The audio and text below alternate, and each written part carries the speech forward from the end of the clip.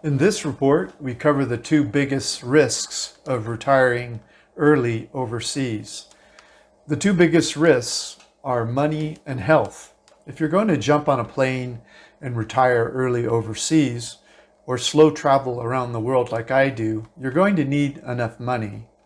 You'll also need to remain as healthy as possible until the end. Nobody lives forever. So your goal is to have enough money to live a dignified life until you pass away.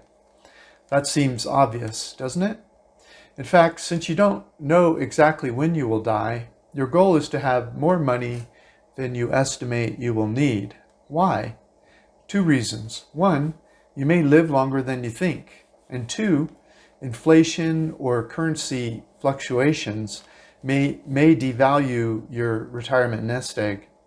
Plus, if you're a couple, one of you is likely to live longer than the other. If so, there needs to be enough money for whoever lives longer. Yes? There are actually 6 other small risk factors I will share with you as a bonus if you listen to the end. As we age, this is a concept most of us think about. We know that our memories will fade, and we know that our ability to get a job and earn a decent living tends to diminish as we enter our twilight years. Older people have a harder time getting jobs. Because of the uncertainty of how much you need before quitting work, many people just keep working into their 70s, some even into their 80s. I remember when I first thought about getting old without enough money. In 1972, the movie Cabaret came out, starring Liza Minnelli. My mom and dad took us to see it at the drive-in movies. There was a scene in the movie where Liza sang, "Money makes the world go round." There's a link provided to this YouTube video. It's pretty good to watch if you want. I was mesmerized by the scene, and I'll never forget it. I was 11 years old at the time. That idea stuck with me. If I was going to experience all the world had to offer, I would need money. No money, no life. No money, no honey. You have heard it said many different ways. That song taught me that money would be necessary to avoid poverty and desperation. My mother worried about money all the time. She had grown up during the Depression, and she was the youngest of 8 children. Her father was a city employee, so her oldest brothers and sisters worked as soon as the law allowed to help the family survive the Great Depression. So how do you know if you have enough money to retire early overseas? This is a question I'm unwilling and unable to answer for you. I'm not a financial planner, and I'm not qualified to give financial advice. Plus, we each have our own spending behaviors and lifestyle needs, and I know nothing about you. All I can do is tell you how I think about money. So, monthly cash flow. I think about money very simply. You need a monthly cash flow that's larger than your monthly expenses. Why? Because you need to live below your means in case of inflation or currency fluctuations. This cash flow can be from a pension, rents on property, 401k retirement savings withdrawals, dividend payments, passive income from a business, etc., etc., etc. How large should your monthly cash flow be? Enough to pay for all your living expenses, plus enough more to increase your emergency fund. If you're able to pay all of your living expenses, plus increase the size of your emergency fund each month, then you have a better chance of being successful in retirement. Then you will be accounting for inflation and currency fluctuations. Emergency fund. Before you leave your home country, and on top of the assets creating your monthly cash flow, you also need a large pool of money that you can access in case of an emergency. Heck, you should have one even if you don't leave your home country. You can't rely on your cash flow for this because cash flow pays for typical living expenses and is not designed to pay for large emergencies. Your emergency fund needs to be immediately available to you in an emergency. But I would keep it in my home country bank. I have more on that, link provided. I believe your emergency fund should be completely separate from any of the assets that are the source of your monthly cash flow. If you start dipping into the assets that are the source of your monthly cash flow during an emergency, that is likely to reduce the monthly cash flow you receive in future months. Your emergency fund must grow over time, not decrease. How large should your emergency fund be? That depends on a number of factors. The first factor is the reliability of the monthly cash flow. Let me give you some examples. Rents. If your monthly cash flow is based upon rents you receive back home, maybe you have a property manager that wires you money into your US bank account. What if the property goes vacant for 3 to 6 months? Your emergency fund must be larger than any interruptions in your monthly cash flow source, so you are not flying home in the first sign of trouble. What about pension? However, if your monthly cash flow is based upon a check you receive from your government, like Social Security, it's likely to be more reliable than rents, potentially. What about dividends? What if your monthly cash flow is based upon dividends from company stocks? What are the chances the dividends could change each year? Your emergency fund may have to cover a few down years of dividend income, depending on the market. What about passive income? How likely is passive income you receive likely to continue? If it's reduced, how likely and soon would you be able to replace it? It could take a few years to build a new business. Think about the possible threats to your monthly cash flow and how quickly you could replace them with another source of income if it were to happen. The size of your emergency fund should be large enough to cover for these interruptions to your monthly cash flow until you can adjust and replace them. If your monthly cash flow is less reliable, then your emergency fund should be higher. Your emergency fund should vary based on the potential emergencies you could face, like healthcare emergencies. Do you have health insurance anywhere in the world to cover treatments that may occur as you age? Or are you self-insured, like me? Self-insured means I pay for medical out of my pocket as needed. If you don't have health insurance, are you aware of what treating various diseases would be in the medical tourism countries? I was in the hospital in India for 5 days about 10 years ago, and the bill was $1,600 US. In America, that bill would have been $40,000 to $80,000 10 years ago. If that happened in the USA at the time, my deductible alone in the USA could have cost more than 5 times as much as the entire treatment in India. And that was in an expat hospital in India, in a private room, all super clean, with all modern equipment, and a fold-out couch and sitting area where friends could live comfortably near me as I recovered in my private room. Medical tourism. Did you know that outrageous medical costs in the USA has spawned an entire industry around the world called medical tourism?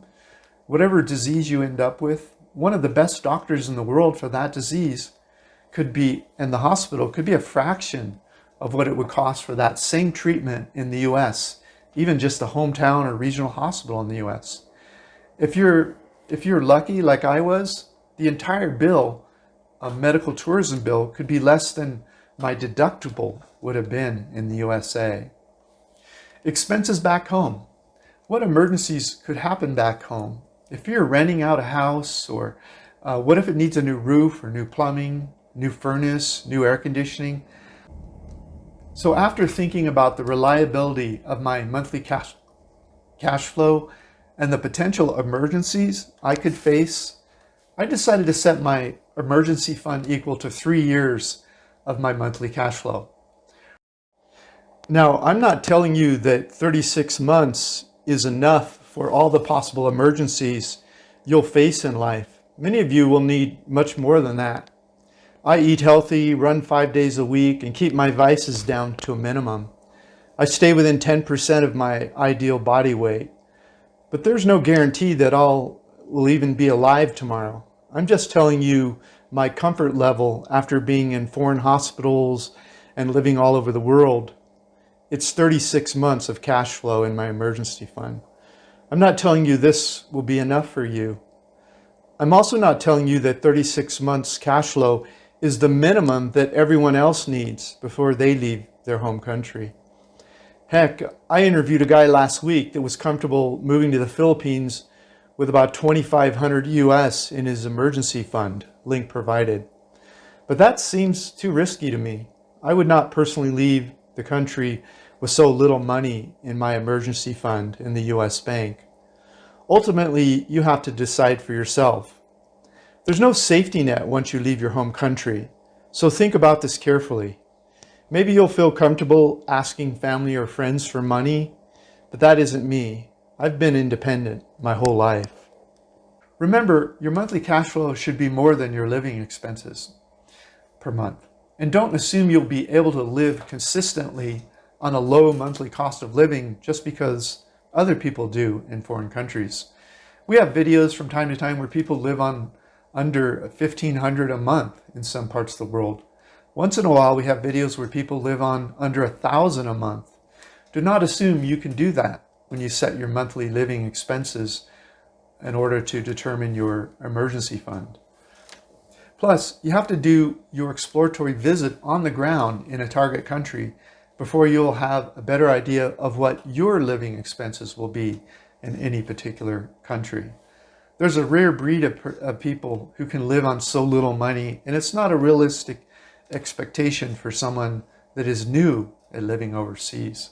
A few of you may be able to achieve such low numbers after you're experienced, but those kinds of low living costs should not be used to set your emergency fund before you leave your home country. But there is one more thing I decided to do. I decided to set a safety parachute so I would know when to give up and go home. So what is my emergency fund safety parachute? I set my emergency fund amount at 36 times my monthly cash flow. That is the minimum amount I'm willing to have in my emergency fund to cover any unforeseen emergencies. As I said, I've set my emergency fund amount at 36 times monthly cash flow, mainly because I'm self-insured for medical. I might set it slightly lower if I decided to buy medical insurance. Did you know that an annual health insurance premium in some countries could be less than 2 months of a US health insurance premium? So, how does my safety fund parachute work? Remember, the emergency fund is there to pay for emergencies, but these are foreseeable emergencies in one way or another. And I try to grow my emergency fund each month by not spending all of my monthly cash flow. So the emergency fund is just a start state I set before leaving the country. This is how I think about the two biggest risk factors, money and health. I'm not suggesting this is right for you. This is not advice. So what's my parachute? I figure that if I'm going to run out of money at one point or another, I would prefer to run out of money in the USA, where I might have a softer landing. I don't expect I will ever run out of money, but if I do, I intend on doing so in the USA. I know the language in the USA, I have family and friends there, and I might even be entitled to social services as I get older in the US that I would not be entitled to outside the US because I would be a foreigner outside the US. So I've set a number in my mind, 24 times my monthly cash flow. If my emergency fund ever dips below 24 times my monthly cash flow, I'll buy a ticket back to the USA. I figure with 24 times my monthly cash flow still in the emergency fund, I would have a fairly soft landing returning to the USA. So that's how I overcome the two biggest risk factors of retiring overseas. I have a monthly cash flow that I do not completely spend each month. That cash flow comes from some retirement account or pension, and I never touch the principal source from which that monthly cash flow flows. I also have a completely separate emergency fund I try to grow each month, and I have a safety parachute that I monitor in my emergency fund. If my emergency fund ever drops below 24 months, I'll buy a ticket back to the USA. So I know I have a soft landing ahead of me. Since I would rather not become desperate in a foreign country, I'll pull my safety parachute if my emergency funds fall below 24 months. Now, I'm not recommending that you follow my thinking on this. I think this is a conversation you need to have with your financial planner, your lawyer, your accountant, or someone that knows what they're talking about. I'm just a guy on the internet with a computer that reads a lot. Most people in the world are more risk adverse than me. So you should think about setting your minimums higher than mine. If you need to increase your monthly cash flow before you're ready to leave your home country, check out my hobby income course, link provided. The course teaches how I turn my favorite hobby into a monthly cash flow that exceeds my travel expenses. Or grab a free copy of my ebook, How I Fired My Boss and Traveled the World for 14 years. Okay, I promised to share 6 other smaller risk factors as a bonus if you listen to the end. Well, here they are. Just click the more information link to come to vagabondbuddha.com to see how I deal with these other risk factors. And here they are. Do not retire overseas before your exploratory visit. Who should not retire cheap overseas? Why retired expats should not buy real estate overseas? Why many expats cannot live cheap overseas? Why you should wait before getting your retirement visa? And top 10 mistakes international retirees make. And finally, do not try to retire on $1,000 a month before reading. This is Dan of Vagabond Awake, the YouTube channel for vagabondbuddha.com. The world's your home. What time will you be home for dinner? Hey, if you liked our video, please like, comment, or subscribe. Any of that would help our business. Thanks so much. Thank you so much. Thanks for watching our video. Click the link in the notes below this video to get a copy of this content. Plus, grab a free copy of my ebook, How I Fired My Boss and Traveled the World for 13 Years. While you're there, check out our catalog of retired cheap reports all over the world and our hobby income course that we just released. Thanks so much.